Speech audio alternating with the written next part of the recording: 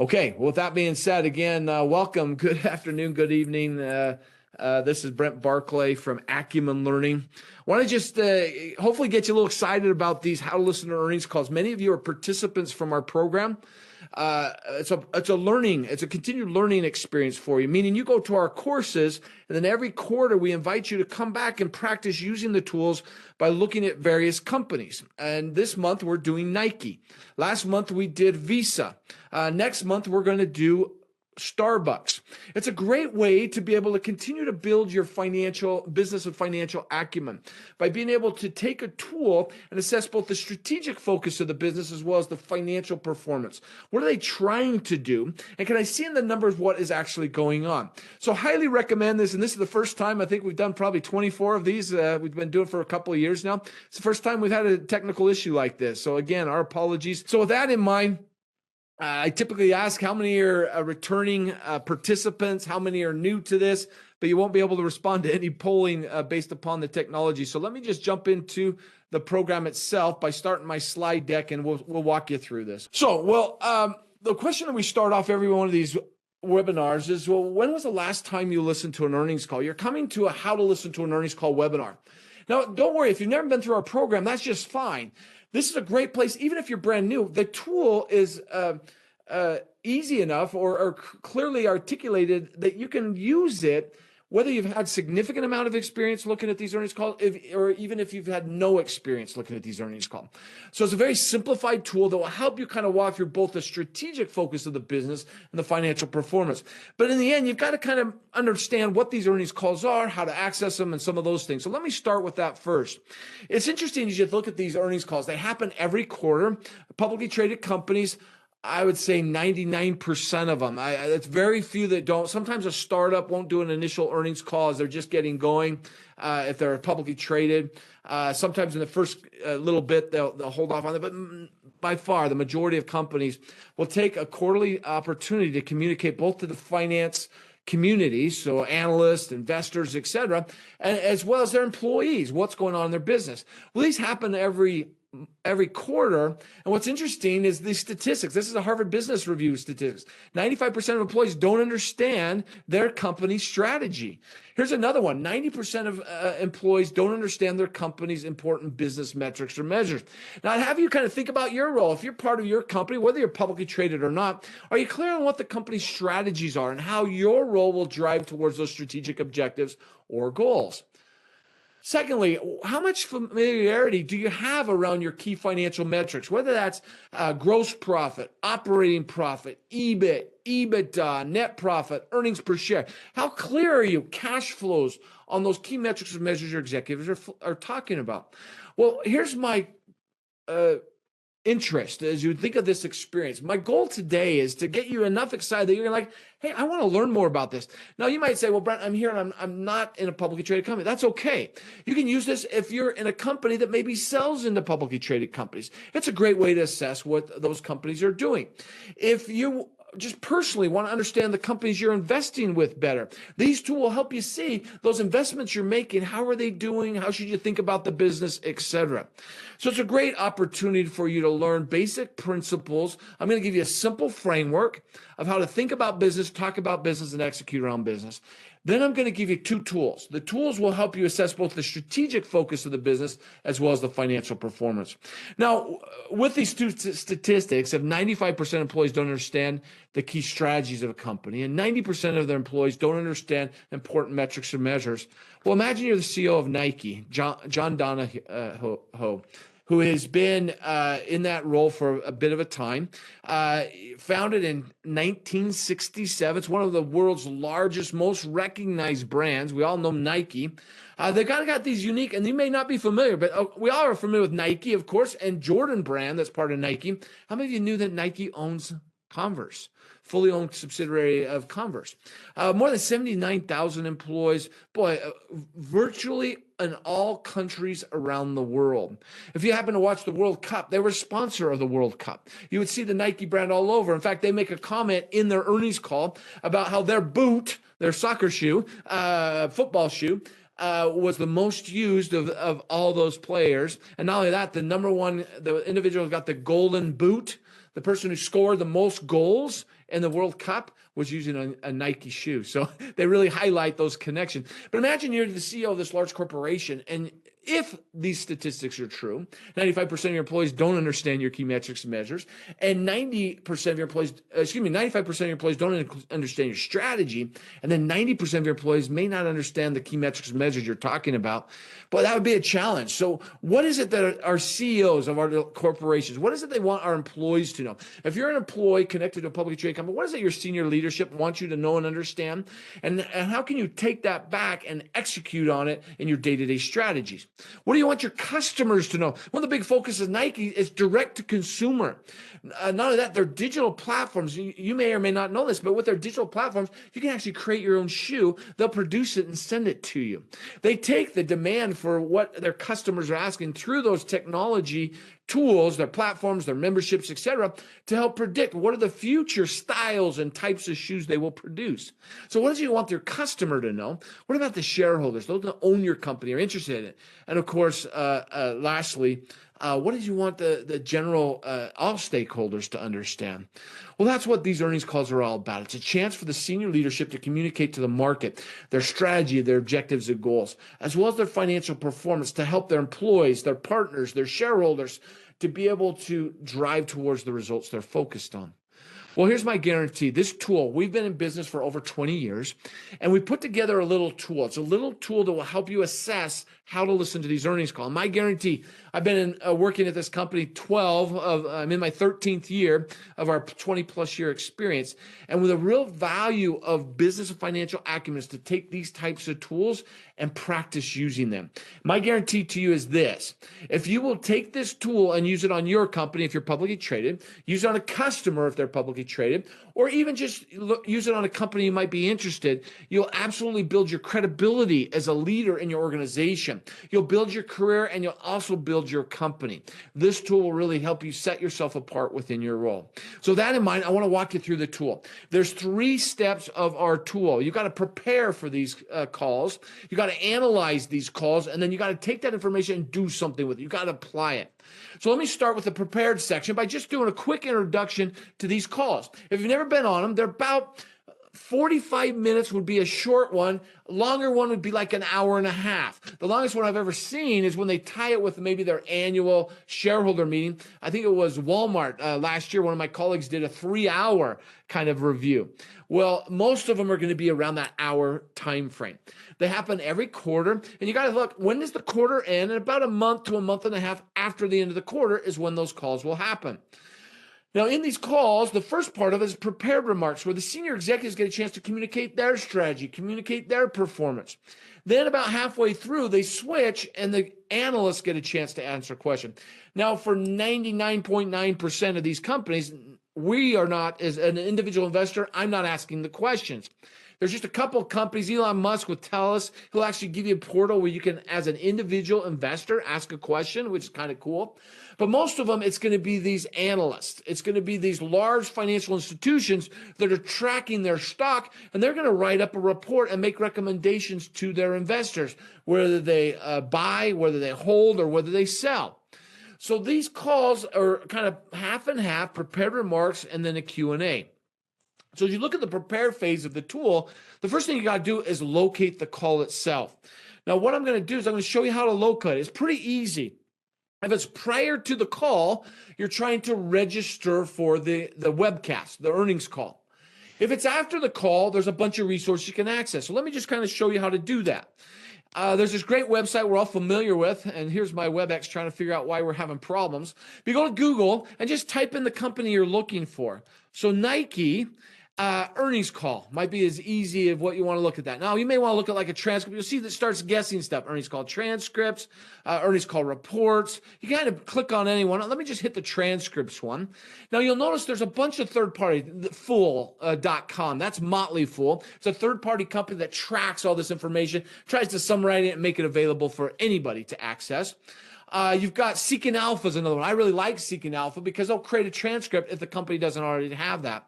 But I always try to get to their investor, the company itself. So here we got investor.nike.com. So I'm going to click on that. And you'll notice it's with them, they're very much about their marketing, their branding. So right there, I think this is Serena Williams right on the front. A number of their soccer players that are kind of contracted to wear their shoe. You get all that branding, right? They're really showing who they are. But if you come up here at the top where it just says investors right here, you're going to click on kind of quarterly earnings. And that's going to get you to where the information is. Now, if it was prior to the call, you would actually have a link there where you could click on and say, okay, I want to listen to the earnings call. Now, if you look at Nike, you'll notice it's saying Q2 fiscal year 2023. What does that mean? Well, their fiscal year actually starts June 1st and goes to May 31st. So they started fiscal year 2023 in June 1st of 2022. So as of November 30th of that year, they had completed their second quarter. So here's all the information. Now, this happened back in December. The call happened in December. And so all the reporting's already available. So if I want to access kind of their results page, this is their kind of their press release, what's happened. It's a nice summary of what's gone on. I can also access financial statements. They can give you the review of their statements. Here's their financial performance if I want that. They actually have a transcript. This is word for word what they said, as well as the analyst questions are included as well. So the first pages you'll see are John Donahoe, who is their CEO, and his communication. And then you've got Matt Friend, who's their CFO, communicate. And then you get into all these analyst questions where they start to ask questions. The transcript's a great resource if the call's already happened, because you can quickly review that on your own time and kind of get access. Now, not only that, if I want to go back and listen to the recording of that call, I click on it right here. They're going to ask me to register. Just put your name in, an email in, and then you can get access to the actual recording itself. So that's what you want to access. Now, there's one other thing I often look for to see if they have a slide deck of their presentation. If I can get that, that's also a nice summary. Now, Nike doesn't have one for their presentation, so I don't have that available in this call today. But that's how you access it. So a simple Google search, and all you're looking for is the name of the company and what quarter you might be looking at. You can also look up investor relations. If it's prior to the call, you're going to register to listen to it, and it'll actually send you an invite. You can put it on your calendar. You can then listen to it. Or after the call, you can access a recording of that. You can access transcripts, financial performance, etc. Now, once you've located the call and the transcript, a great best practice is to review your notes from past calls. Now, you might say, Brent, I haven't done this. This will be my first time. Well, don't worry. Just like I did that search for their call, I can come right here and I'll notice that I have the Q1 information. I can do a quick review of what happened in their Q1. Maybe just read their kind of transcript, their first, that's their announcement, excuse me. Maybe I just want to read their kind of results page. Just get a high level what happened in Nike in Q1. I reviewed that in preparation for my review of their Q2 performance. Now, once you've done this a number of times, as you fill out the tool I'm going to give you, all you have to do then is review the notes from that document you filled out, and then you're ready for the call. The last thing I would recommend is meet with your team. What do I mean by this? Well, this is a great thing to do with your colleagues, your peer, and your direct reports. If it's your company, to take one hour a month maybe and kind of review the call, answer the questions together, kind of see what's going on. And then at the end of it, have a little strategic discussion. Okay, based upon what our executives are saying, what is it that we can do in operations? What is it we can do in sales? What is it we can do in HR to help drive to some of these goals and objectives? That's a great resource. Again, if you're looking at a competitor, you can kind of see how you can differentiate yourself. If you just want to understand the business itself, it's a great thing to do with some friends or others that might be interested in. It's a great way to build that learning. So that's the prepare. You got to locate the call, review your notes, and then get ready to go through it with a team of people if you can. So that's the prepare phase. The analyze phase, that's where the heart or the meat of the tool is. So let me start by reviewing a simple framework. For anybody who's been through our course, you can kind of advance. It'll be about 3 minutes, maybe 5 minutes. Go ahead and advance to where I start talking about the call itself. But for those who are new, let me give you a high-level review of these 5 drivers. These are 5 fundamental drivers that every company sees to focus on. Whether you're a multi-billion-dollar Nike or a small mom-and-pop shop, these are the fundamental drivers every company focuses on. So you start at the top with cash. And in cash, we talk about the foundation of the cash driver is the cash flow statement, where it tells you where did they access cash, where are they deploying their cash. So if a company's talking about they want to invest more in their business, I can go to that cash flow and see how much they spent in capital expenditures. Am I seeing them putting their money where their mouth is? Is their money flow aligning with what they're saying in the market? Some of the key metrics you'll look for is stuff like free cash flow, cash on hand. You look at where they're deploying it in dividends, capital expenditures, stock buybacks. Where's that cash going? Well, the second drivers we talked about in the course was all around profitability. There's 2 fundamental levers every company focuses on. Number 1 is anything you can do to grow your revenue or sales. Now, there's 2 ways you can grow your revenue and sales. You can increase it by increasing your pricing. You can also do it by selling more of your product or service. So that's how you deal with increased revenue. Now, on the cost side, I can also impact profitability by managing my costs. Now, one of the things you're going to notice about Nike, because of some supply chain issues, they actually overextended on their inventory because of delayed shipments, and then all of a sudden the new shipments came at the same time. All of a sudden, they actually have to send out for purchasing 6 months prior to when they need the shoes or the apparel. So if you imagine, I'm having problems coming out of pandemic with supply chain, and so that gets delayed, and then all of a sudden they get up to full market, and the new orders come in, and you kind of get multiple orders coming at the same time. They were overstocked. If you listen to their Q1, that was a big initiative. We want to reduce the amount of stock. Well, as they reduce the amount of stock, the only way you can do that is maybe discount the cost of the shoes or the apparel, which means the cost is high and my price is low, I'm going to have an impact on my profitability. So in the end, costs, how they manage their costs, whether their costs go up, whether they go down, all have an impact on profitability. Now, if you want to understand what's going on in a company's profit, you look at the income statement. The third driver is assets, and companies want to keep their assets strong financial position. But there's a balance between how much strength they have in their balance sheet, meaning they lower their debt, they hold on to more cash, versus taking those dollars and investing and expanding their business through leveraging those assets. So those 2 levers we talk about in our courses is going to be asset strength versus asset utilization. How much balance sheet attention do I want to give by holding on to cash, reducing my debt, versus leveraging those assets to then fund future growth, utilizing those. So there's a balance that goes on there. Now, of course, growth is what investors expect. It's a key driver of all publicly traded companies. And then people are what makes it happen. We're talking about our customers, those that buy your products or service. But we're also talking about employees, how they drive towards the results of their company. So this 5 driver model is a simple tool you can use to assess both the strategic focus of the business, but also the financial performance. So let me walk through the tools. The first tool that we highlight in this course or in the tool is called the executive alignment tool. Now this tool, if you had this in front of you, jot down and say something like, this is our strategy tool. This will help you assess the strategic objectives of the company. Now let me explain how it works. As you go and maybe you're listening to the call or you're going through the transcript, you start reading and they talk about capital expenditures they're spending. Well, that's a use of cash. But not only is when I take cash and I spend it to buy new equipment, new inventory, etc., I'm actually building up my asset base as well. So as you're listening to these calls, they talk about revenue grew by 17%. Well, revenue is a profit lever, and then it grew by 17% is a growth lever. Well, you start listening to these calls and you're marking them as you go, and over time, you start to see it building up, right? At the end of the call, you kind of add these up and it'll tell you a story. The story is, so where do they focus their time and attention? So what you do is you end up doing this assessment. Now, you might say, well, Brent, look, I've never taken a finance class before. I'm kind of new at this.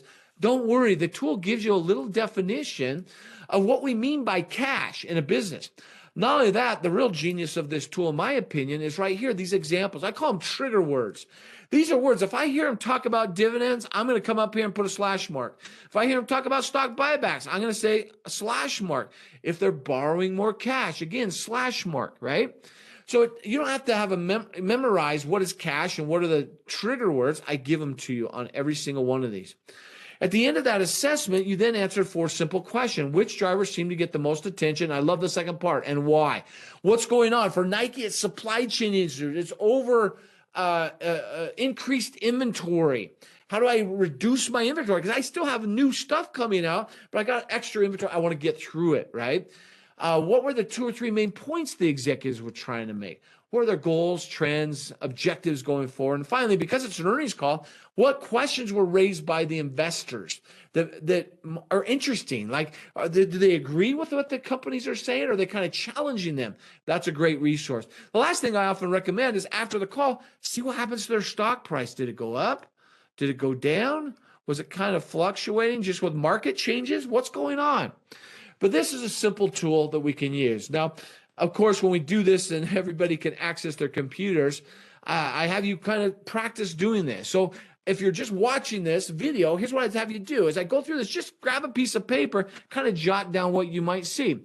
So here's this first communication from their CEO, one of their initial communication. He says, we delivered a strong quarter in Q2 with revenue growth of 17% on a reported basis and 27% on a currency neutral basis. Now, right there, I'm getting a lot of information. Number one, my question to you, what do you see just in that first sentence? Well, hopefully you kind of highlight growth. And the fact it says growth, well, hey, I'm going to have a slash mark over here on my growth.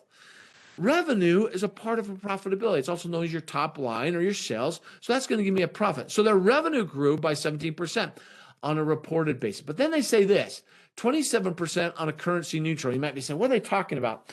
They run their business globally. There's various currency, and as the US dollar, which they kind of report in, as it increases, in some countries, the amount of revenue they'll bring in, even if their currency was to maintain, you're going to actually see less dollars coming in revenue. Make sense?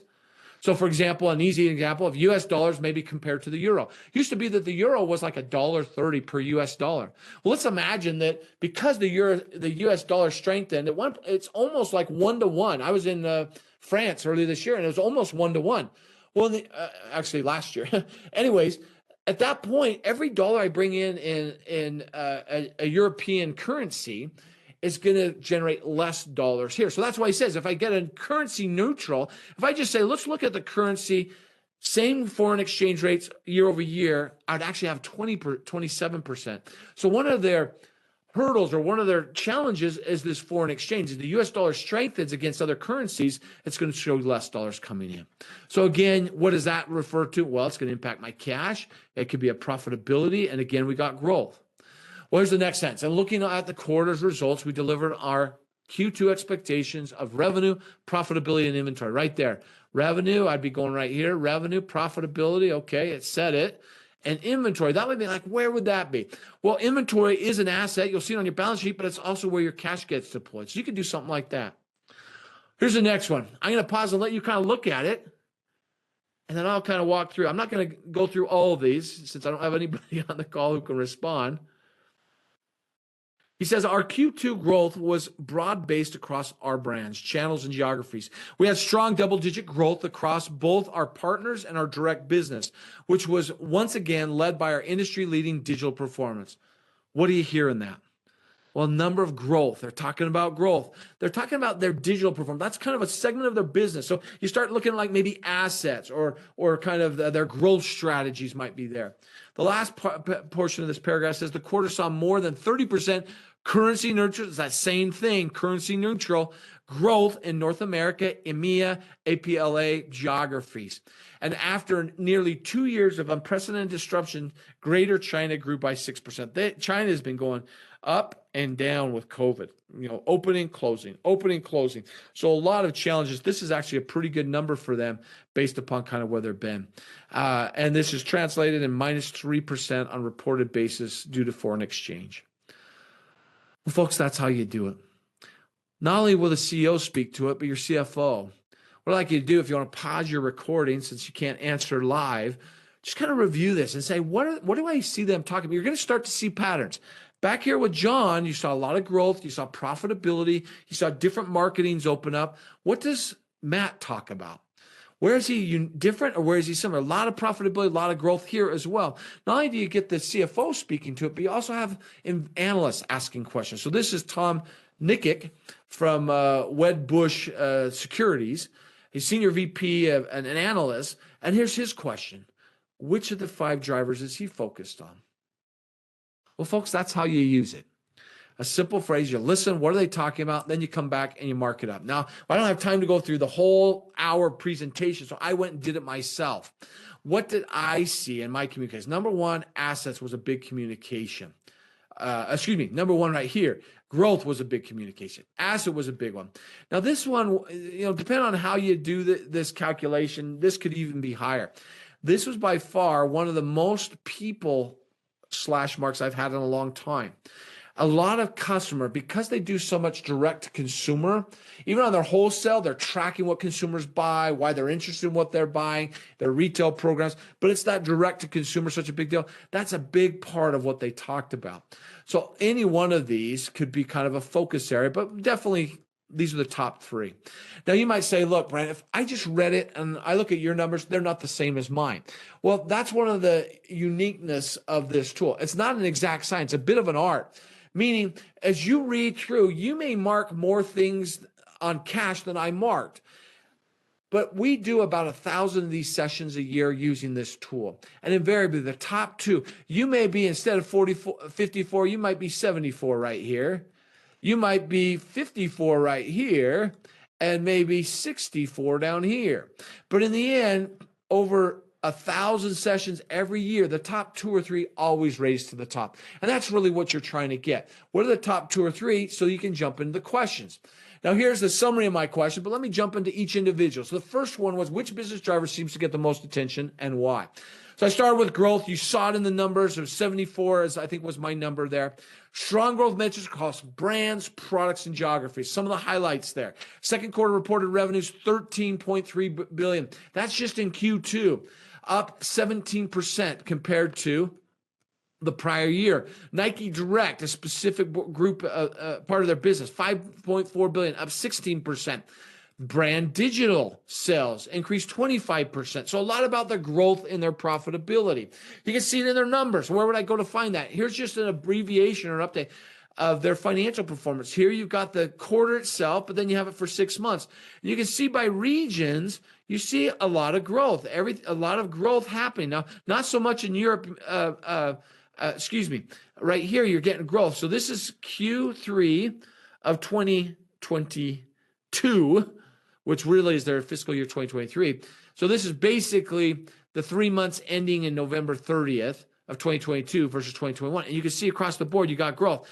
Now, where do you start to see some challenges in this? Well, you start to see some of their cost increase. Look at these cost numbers. So all of a sudden, I get inventory finally delivered, and you're seeing a lot of increase because I've got double inventories coming in, right? So you're seeing those numbers, but a lot of growth across the board. If you look at their total revenue for the year and total revenue for the quarter, you're seeing growth numbers. So definitely a growth perspective. Now, the next one I kind of pulled in is kind of people and growth. Consumer demand for brands, let me go back. Consumer demand for our brands drove double-digit currency. This is a big message of their thing. That direct-to-consumers and the relationship with their consumers really drives what products they produce and how they do as a business. So the big focus on the consumer, the people who buy their products. Not only that, they talked a ton about their membership and how much growth they've had. I think it's 160 million people part of their membership. How that allows them to market directly to the consumer products or services. And it really doesn't matter where they buy it. All the discounts they give and the potential opportunity, new product launches, they get early access to new product launches is all available. So a big emphasis of their people. So the question is why? Why would they do that? Well, growth for sure. It's because they're coming out of the pandemic. Actually, 2022 and 2021 were decent years for them. If you look at those numbers, I think it has to do with, people are sitting home. Maybe I had a little bit of discretionary fund because I got some help from the government or whatever. You saw an increase in buying of both apparel and shoes that was happening. So they're coming out of pandemic, and you're seeing all the supply chain issues and how that's impacting their growth and all these different. And so to see Q2 have some great performance, a real focus. And why is people such an impact? It's their business. They do so much B2C. They're selling directly to consumers. That's a big part of their strategy. So the next question, what were the 2 or 3 main points of the executive? And I kind of highlighted based upon what I saw. You may find a little different, but here's my high level what I saw. And I kind of pulled them as quotes. Nike results this quarter are a testament to our deep connection with our consumers. Remember, that was something I talked about in the prior question. Consumer demand for Nike's portfolio and brands continues to drive strong business momentum in a dynamic environment. That was a key message by far. The relationship with they have the customer, the ability to use technology, AI, and other things to kind of predict what people want and why they want it is really driving their innovation, driving their products that they're delivering to their customer and their financial performance. Second, our growth was broad-based and was driven by our expanding digital leadership and brand strength. Their brand is very well known, of course, and it's broad-based. We're multiple sports, equipment, shoes, for both sporting events as well as daily casual wear, apparel. It's broad across multiple industries, multiple companies, multiple countries that are buying. So real strength to who they are, and it's built by their digital leadership and brand strength. We remain focused on what we can control, and we are not on track. We are on track to deliver our operational financial goals, setting the foundation of suitable, profitable growth. This type of quote is very common in any earnings call. It's kind of like, hey, look, we're kind of giving you an overview. As we look at the future, we're very confident. We are on track. We are very confident. These are very common statements. Why is that? They're wanting to communicate to the market that, look, even though we had some supply chains, we got more inventory than we needed at the time, and we're working through some of those challenges. We feel like we're on track. We have confidence in our performance. It's really communicating to that investor, hey, look, we know what we're doing. We know why we're doing it. And so please stay with us as we kind of go through to the future. But very strong kind of communication there. That would be my third point that they focused on. So question number 3, what are the goals and trends moving forward?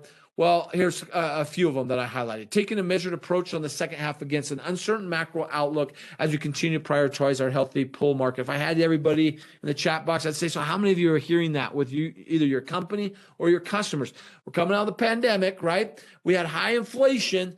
Now we're starting to worry about a potential of a recession. So that really impacts, how much inventory should I carry? And if I have to set my expectations on inventory 6 months before I actually sell it, I got to be really good. So they're a little conservative around their investments in new products because of the uncertainty of the future is a message.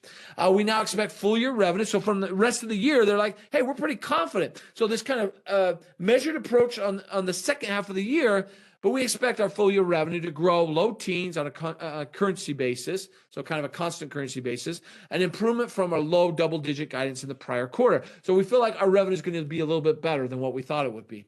Continue to focus on innovation. So here's some of the other kind of forward-looking.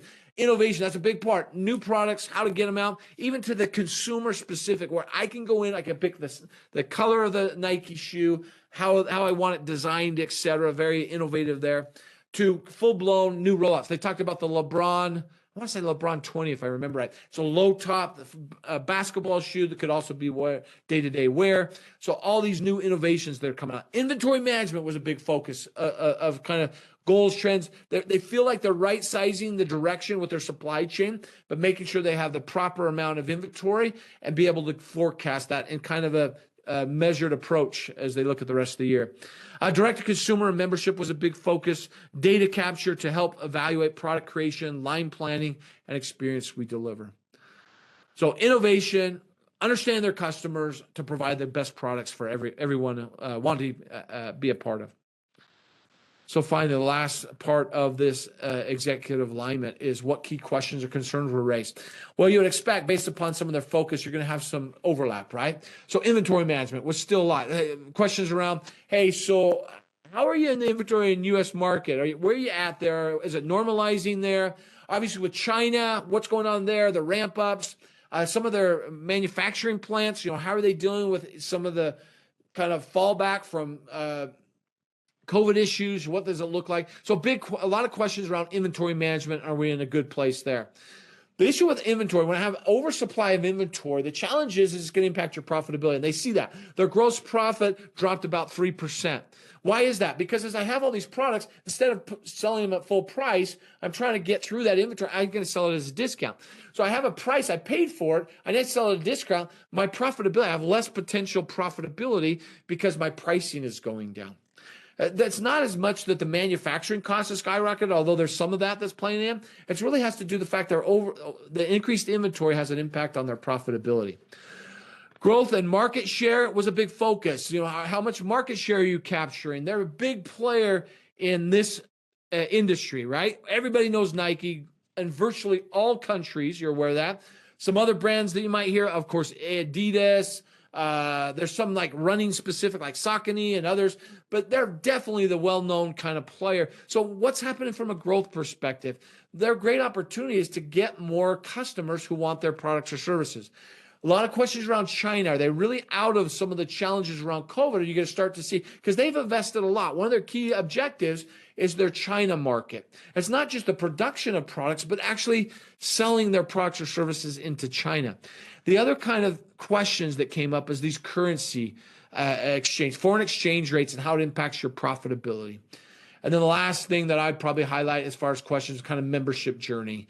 What does that look like? How are customers assessing your new digital products, the technologies you're using, and what's the innovation that's going to come out in the future?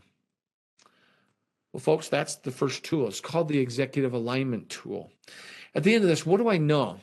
Well, I know they got a very big emphasis on growth. They're the people, the consumer side of people, and their assets, the new products, the new launches, their relationships with customers, et cetera. A big player in there. I understand that they've had great profitability improvement in Q2 of this year, but yet they're kind of being cautious about where they go for the rest of the year. They still are dealing with that inventory, although it's better. They're still working through that and the supply chain issues. Well, that helps me to say, okay, so how would I use that? If I'm a Nike employee, what can I do to help get through inventory? What can I do to help manage cost side to help increase my profitability? What about that membership journey? Can I help provide a better experience for our members or our customers? That's how you look at it. Well, the second tool is a financial tool. With this tool, you can assess the financial performance. Now, for those who have been in our class, you'll remember this. We spend a good, half hour, 45 minutes using this tool in various ways. And then we actually do a customer analysis. We get a chance to use it looking at your company or a customer's company. But I want to explain, you don't have to have gone through our class to be able to use it. It's quite simple to use. So the thing I love about it, I've got the 5 drivers. I've got the key metrics companies look at. And not only that, I got the statements. So you don't even have to have gone through a course that walks through how to read the financial statements. You can actually see it here. It tells you where to go to find the number. So here's how it works. If I want to look at Nike, I want to see some of their key metrics. Now, these here are the most common key metrics companies look at. If you're looking at your company, for example, and maybe instead of a net profit number, you used EBIT, earnings before interest and tax. Well, you just do that calculation, switch out net income, and you take EBIT divided by total revenue, and you could do an EBIT margin. In the end, these are the most common. If you just want a basic assessment, if you want to look at your own companies, you weave some of those in. But here's what's nice about it. Instead of having to memorize where to find these metrics, it tells me where to go. If I want to get cash and cash equivalents, I'm going to go to my balance sheet. It tells me where to go. Now here, there's no calculations, so I just plug and play to find that number. Whereas down here, if I get to a net profit margin calculation, it shows me I'm going to take my net profit or net income, going to divide it by my total revenue or total sales. And then I'm going to multiply it by 100, and that's going to give me this percent right here. Okay. So it tells you how to do the calculations. Now, if you're like, Brent, I don't really remember what these are, that's that great website, Google. Jump on there, type in what's net income, what's a good net income for a retail shoe manufacturer or apparel company, or however you want to look at it. You can get that insight. The other way you can do it, jump in and join one of our self-paced webinar courses, or come and we'll come and teach you. We'll walk you through your company and your assessment there. But that's how you use the tool. So if I walk in, I do cash and cash equivalent. I'll just walk you through a few. Again, you won't be able to respond, but if I want to get my cash and cash equivalent, it told me that I need to go to my balance sheet. So I go to my balance sheet. Here I go. I got my consolidated balance sheet. I'm looking right here, 2022. I'm looking for cash and cash equivalent. If you've been in our class, you'll remember that these are listed by most liquid at the top. What does most liquid refer to? How quickly they become cash. Down to least liquid at the bottom. So, of course, most liquid's going to be cash. It's already there. So right here, I look at that, scroll over. That's how much cash they had on their balance sheet. Now, you'll notice it's not $6,490. This is in millions. So this is $6,490 million. Now, for those of you who've got a finance background, you'll know they're going to take some of those dollars that they don't need in the next 90 days, and they're going to do short-term investments as well. So often when they talk about their cash position, you'd ask both of those. But because I'm only asking for cash and cash equivalent, I go back here, I plug in that 4690. That's how much cash they had. Let's look at the next one. I want to get my cash from operations. So what statement do I go to? Yeah, sure enough, it's right here. I'm going to go to my cash flow statement. You don't have it, but I got it for you. So here it is. I want the cash flow. Now, what am I looking for? I want that cash from operations. That's what I'm looking for. So I come down here and I see cash provided by operations. I see all these numbers. I won't spend a ton of time, but I want to get that kind of net amount. Cash provided or used in operating activities right there. They generated $1,358 million of cash in their first quarter. Now, you would say, is that good or bad? Well, look at where they were in 2021. I'd say, that's not so good. If you had more time, you'd look at how much cash they have stuck in their receivables, inventory cash that's stuck. So really, if you could clear through your receivables and your inventory, this number would be up $2 billion. You'd be like $3.3 billion. That would be something they may want to focus on as a company. But I plug that in, $1,358 million. Then I jump to the next one, which is my revenue number. All these numbers in my profit, I'm going to go to the same statement. It's my income statement. So I go into the income statement. I'm right here. I want to get my revenue. Now I'm doing it on the quarterly number. So I'm going to start here. I'll show you the full numbers in a moment. And right here, I got my revenue. This is also known as sales, also known as top line in a business. So I plug that 13,313,000. I've then got to get my net income number, jump back to that statement, come right here. I got my net income number for the quarter, $1,331,000,000. Plug that in. Well, at this point, I now have the two numbers I need to do this calculation. So I plug in the 1,331 net income divided by my total revenue, which is 1,315 or 13,315,000,000. Do the calculation. That's exactly a 10% net profit margin. Now, is that good or bad? If you've been in our courses, you'll remember the S&P 500 was a little bit above 10.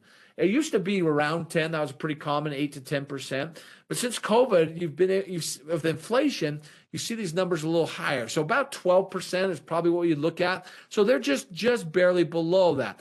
Now, their margins might have been higher if they didn't have to go through so much inventory they're trying to sell through. Of course, if I'm selling my inventory, how do I sell it fast? I give discounts. So I'm selling at a lower price. That's going to impact my profitability. Well, folks, that's how you can use it. You can then go through, do their equity ratio. You're kind of like, what is that? Do a quick Google search. What's equity ratio? What's return on asset? And then growth, that's just how much growth did they have in their top line, bottom line, and earnings per share. So I plugged it in. I don't have time to go through every single one, but that's how you do it. So here's their numbers. I can look at fiscal year 2023, Q2 versus fiscal year 2022. You'll notice revenue's up, but profitability, it's just barely below. Why is that? I ate up some of my margin. I may have even sold more here, but because I sold a lower rate, my average realized price per product was lower. I didn't generate as much profitability. You'll see right here, they had 11.8. That's kind of S&P 500 average, about 12%. You look at equity ratio. How financially strong are they? What percent of equity do they have in their assets? About 38%. Easiest way to think of this, think of a home. If you own 38% of your home, or you're in a strong financial position. Growth, you see growth at top line, but bottom line growth, I'm not seeing it. You see slight growth top line, but you're getting profitability growth as well in 2022. So then you'd look back and say, so how should we think about it? Obviously, this story on the profitability side is how can we get through the inventory to sell at a higher price, and then whatever we can do to mitigate some of the cost side of it as well. Well, not only can you look at it from a quarterly perspective, here I've got it for the first 6 months. Nike, first 6 months of the most recent year, which is fiscal year 2023, that will end May 31st of this year, versus Nike 6 months of 2022. So this would be like May of 2021 through November of 2021. So that's how you compare it. You'll see we were carrying much more cash back then than we are today. Cash flow is hugely different. So that's maybe a concern, but we know why. We're getting stuck in receivables. We're getting stuck in inventory. But then you look at the margin was much better then. So there's a little bit, although they're seeing some good profit growth, they're still working through some of those cost side of things as a business. Well, you can look at it from a company perspective. You can also look at it in comparison to competitors. So what I did here is it's not exactly, they're about 1 month off on the comparison time, because Adidas fiscal year ended December 31st, 2022. So they're actually in Q1 of 2023 right now. So what I did is I did basically Q2 and Q3 of 2022, which would have basically 5 of the 6 months overlap. So there's a little bit of difference there. One of the big things you'll notice is Adidas is negative cash flow. That is not a good thing. So you want to look through, if I was Adidas, what's going on? Why are they negative cash flow? I'm sure some of the inventory issues are impacting them, but they're just not big enough to kind of resurrect. You see that in their revenue, about $12 billion in revenue for those 2 quarters versus $26 billion at Nike. You see a profitability margin very low. So you look at that. If you look at comparison in industry, you say, hey, Nike's doing pretty good, getting much more market share, profitability numbers than their competitors.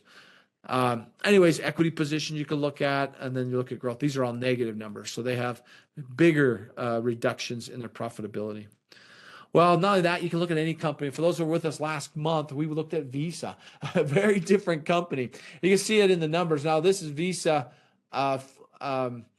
for a couple quarter kind of numbers. So we kind of see the numbers here, but obviously they're not apples to oranges, but we can always look at a different company and see how they compete in a company perspective. Folks, that's the tools.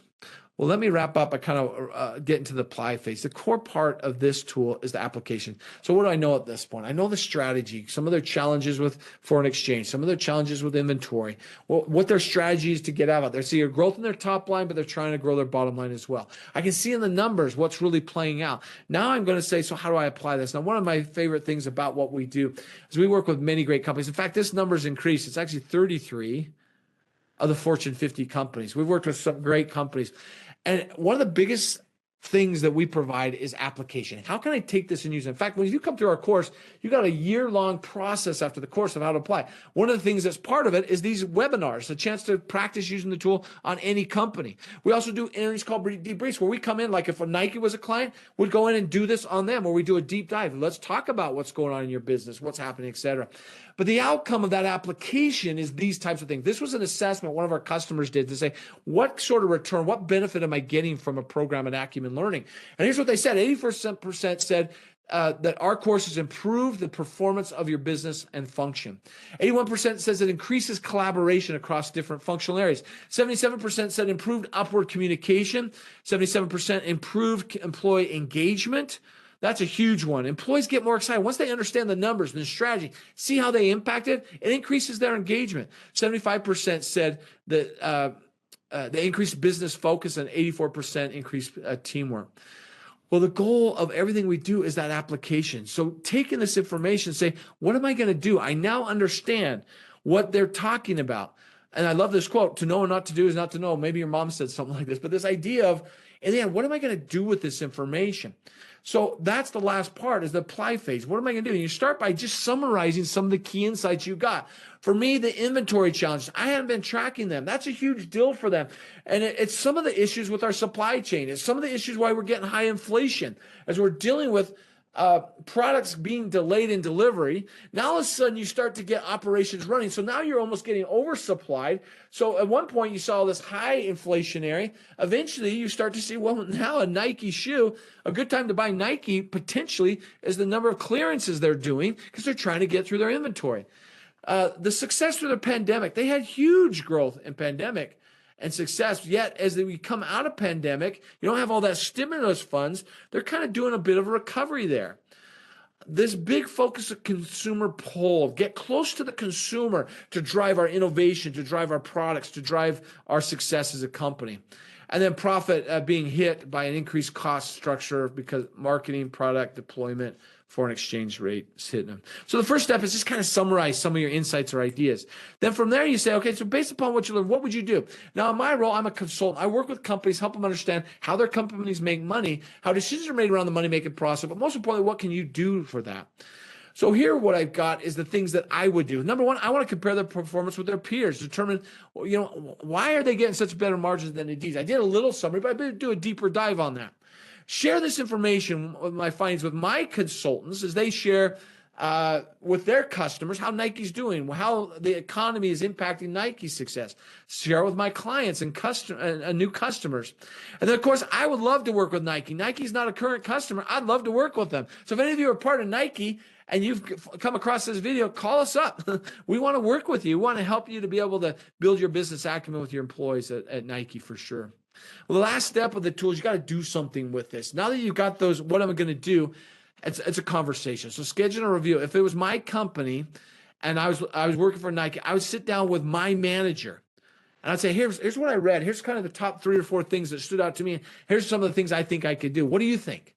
Get the support from your manager as you try and apply some of your learnings there. If you analyze the customer or a partner, meet with your sales manager or account team to define kind of how can we differentiate ourselves in a market. If you analyze the competitor or a benchmark company, meet with your manager, team, or your business to analyze, identify actions you and your team can do to make to be more competitive and innovative in your role. That's the end goal. Once you've done this, talk to somebody and set it as a goal, things you can work on in the next quarter. Well, folks, that's the tool. So you'll remember one of the second steps of the preparing was you got to review your notes. Well, if I filled this out on Nike for Q2, I then jump into Q3 right here. I come here, grab my document, and I review that. That's my review before I jump in and get their Q3 numbers. A great resource.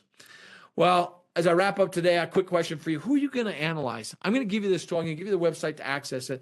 The question for you is, who are you going to analyze? You're going to look at a company you work for. Great. Somebody you sell to, that's even better. If you're in a sales role, well, I can't think of a better way to really understand your customer, become that trusted partner, than to listen to every quarter of their calls, understand what they're doing, and help them make a business case, how your product or service will drive to their results. A company you might be competing against, partnering with, investing in, or maybe just a company you're interested in. Or hopefully you're going to come back in a month from now. I think it's February 22nd or 23rd. I'll show you the date in just a moment. We're going to look at Starbucks. You're going to get this tool. I would absolutely suggest take this tool, assess Starbucks as their full year performance.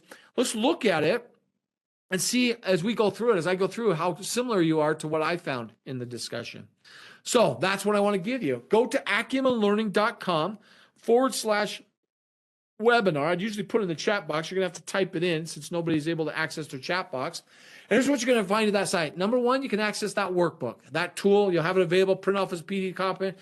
Even if you've never worked with this, it's yours to use. Use it as much as you can, as frequently as you can. It absolutely will build your credibility, your career, and your company. The second thing is register for our February 22nd. We're going to look at Starbucks. We're going to look at how they performed. It's their full year performance. Let's see how they did. Last thing, if you're new to us, you've never done it, and you want to look at some individual development, we have a very successful online self-paced learning. It's 13 modules. There's group learning involved. There's questions you can ask, assessments you can do. Absolutely valuable to get you a foundation of that. I'll give you $100 off if you go to our website and use the code there to register. If you've been through our program and you want a bit of a refresher, this is also a great way to do a quick review of the 5 drivers, the 3 financial. A lot of what you learned in our course will come to mind. Some of you, it's been 4 years maybe since you've been part of one of our programs. It's a great refresher. Highly recommend that. The last thing, if you and or your company want to build your business acumen, you want to differentiate your learning at your company where employees are not just functionally brilliant, but they're business leaders who understand your business and then take their functional brilliance and use that to make the best decisions in your company. give us a call. Call us here at Acumen Learning, sign up through our web portal, and we'll reach out to you and help you see different ways in which you can build the business acumen of your team. Well, folks, it's been my pleasure to be with you. My absolute apologies on the fact that our technology had some issues. That being said, if you're listening to this, you got our audio recording, so you got that message. We don't want to drop a ball. We talked through Nike. If you have any questions, feel free to reach out to any of us here at Acumen Learning. Happy to help you through that. Thank you for your time and have a wonderful day.